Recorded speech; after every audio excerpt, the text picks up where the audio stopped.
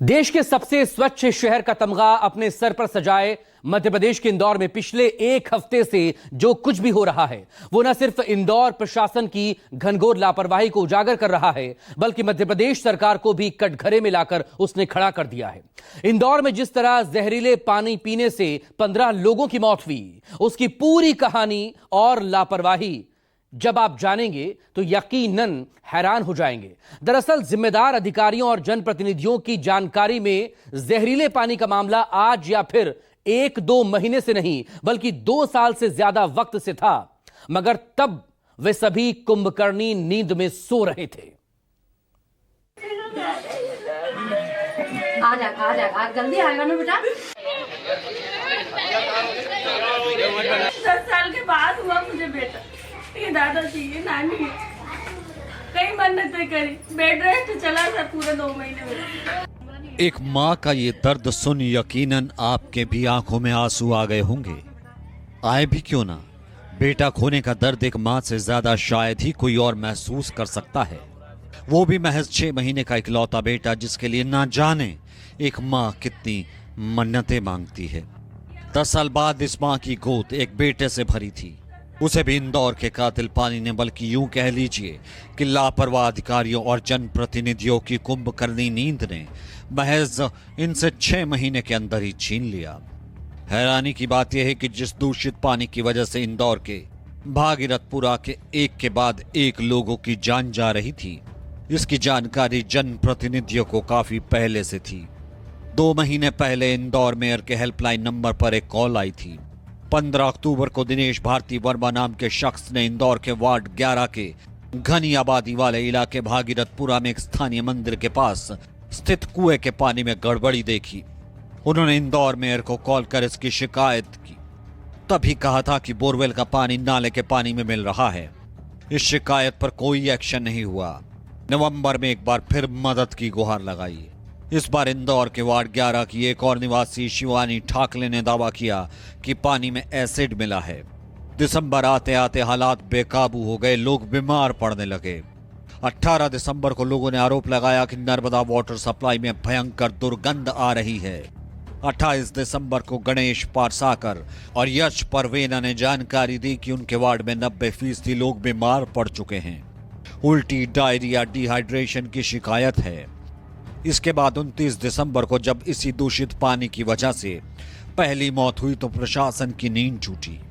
इतना ही नहीं, स्थानीय बीजेपी पार्षद भी खुद कई बार इसकी शिकायत कर चुके हैं। मैं 3.5 साल पहले यहाँ पार्षद बना। उसके पहले इस क्षेत्र में पूरा इंफ्रास्ट्रक्चर कोलैप्स हो चुका था। ड्रेनेज की लाइन, नर्मदा की लाइन और सड़कें, तीनों ही स्थितियाँ बहुत खराब थी। चेंबर थे तो चेंबर के अंदर प्लास्टर नहीं था, प्लास्टर था कहीं तो उसके ऊपर ढक्कन नहीं था। तो इस प्रकार के यहाँ पर जो पूरा सिस्टम था वो फेल हो चुका था।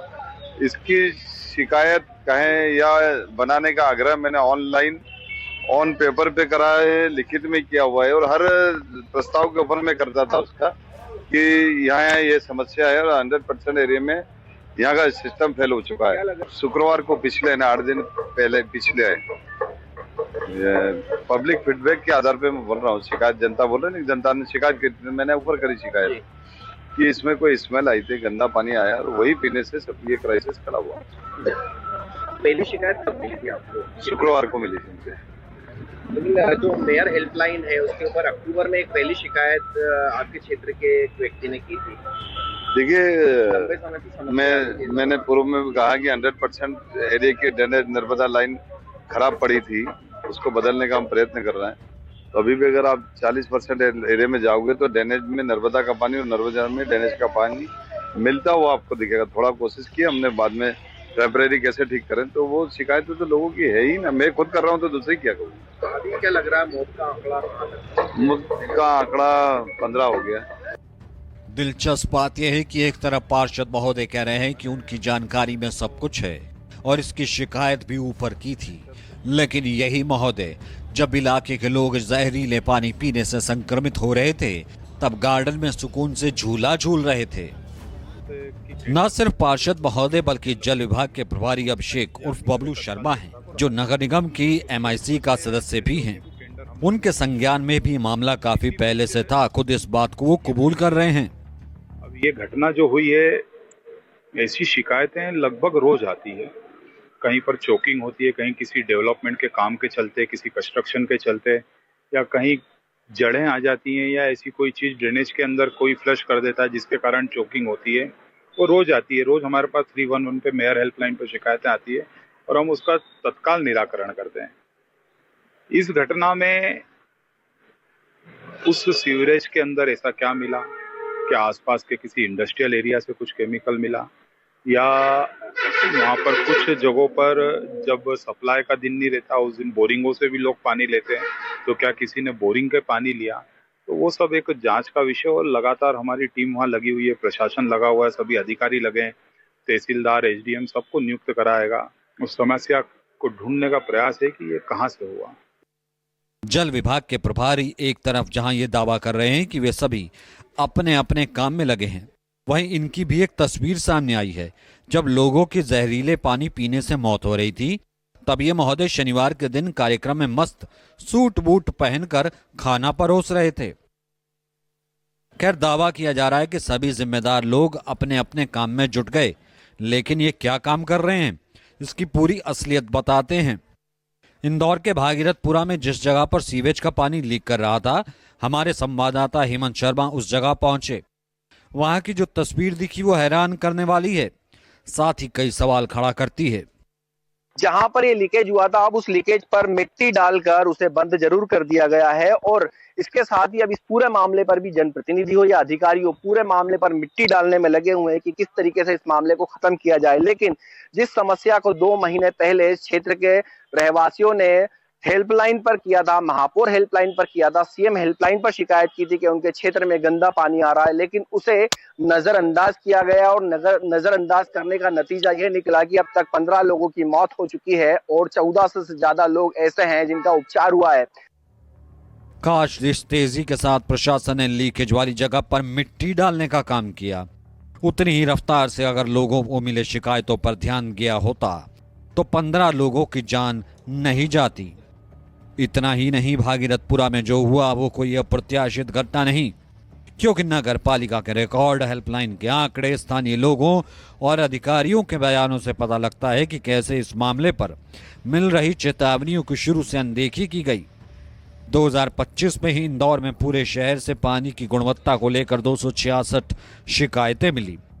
भागीरथपुरा समेत जोन 4 में 23 औपचारिक शिकायतें दर्ज की गई। इंदौर महापौर की हेल्पलाइन के रिकॉर्ड से पता चलता है कि पिछले 1 साल में असिस्टेंट इंजीनियर योगेश जोशी की दूषित पानी की 16 शिकायतें मिली, जिसमें से 5 तो सुलझा ली गई और 7 को बिना कुछ एक्शन लिए क्लोज कर दिया गया, यानी शिकायत पर लीपापोती कर दी गई। 1 साल से है ना गंदा पानी आ रही है, आधे घंटे नल आते हैं, उसमें से 15 मिनट गंदा पानी आता है, और हम लोग उसको छान के और उसको उबाल के पीते हैं। हम शिकायत करने जाते हैं तो बोले ठीक है कर देंगे, टंकी के वहाँ पर उन्होंने बना रखा है ऑफिस, तो बोले वहाँ शिकायत करने जाओ, तो वहाँ करते थे हम, और उसका कोई वो नहीं होता था। हम महिलाएं सब समूह बना के बागेला जी के पास जाया करते थे, उनसे बोलते थे कि भाई ये जो पानी है वो पूरा बारिश में भर जाता है और ये गंदा पानी हमारी टंकियों के अंदर भी आ जाया करता है, इससे क्या है बीमार होने का खतरा रहता है। हमने महापौर से भी करी तो वो यही बोलते हैं कि मतलब है ना 3 जगह शिकायत करो, आप 3 एप्लीकेशन बनाओ, और एप्लीकेशन बना के बोले एक नगर निगम में दो, एक वहाँ दो, एक यहाँ दो, झोन पे दो। तो जब हम ही शिकायत करेंगे, हम ही सब कुछ करेंगे, तो फिर पार्षद किस काम का? जांच करने पर पता लगता है कि इस दूषित पानी से जो मौत हो रही है उससे कई महीने पहले ही नर्मदा वाटर पाइपलाइन डालने की तैयारी चल रही थी। अधिकारियों ने अपनी तरह से स्पॉट चेक कर लिया, टेंडर निकाल दिया। 12 नवंबर 2024 को फाइल तैयार कर ली और निविदा 30 जुलाई 2025 को जारी कर दी। बड़ी बात यह है कि इस परियोजना के अंतिम चरण को लागू करने का कार्य 26 दिसंबर 2025 को जारी किया गया था, ठीक उसी समय जब लोगों की खबरें सामने आने लगी। इस बात की जानकारी स्थानीय निगम पार्षद कमल बाघेला ने सीएम मोहन यादव को चिट्ठी लिखकर दी थी, जिसमें उन्होंने सिस्टम को लेकर बड़ा सवाल किया था। मैंने मुख्यमंत्री जी को पत्र लिखा है, सिस्टम से असंतोष